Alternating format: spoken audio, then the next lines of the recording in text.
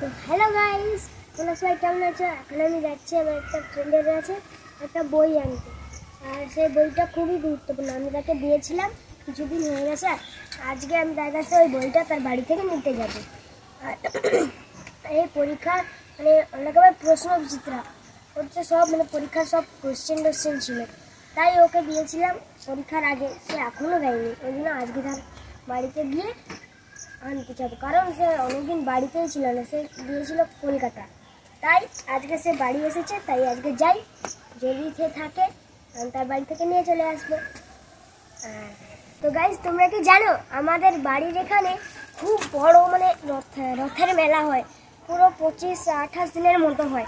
তাহলে তোমরা মানে আসবে। আমি না মানে আমার খুব আনন্দ হয়। আমি এখন থেকেই টাকা জমিয়ে ফেলেছি, কারণ রথে মানে অতদিন যে থাকবে, কী যে কিনবো তার কোনো মাথায় ঠিকানা থাকবে না।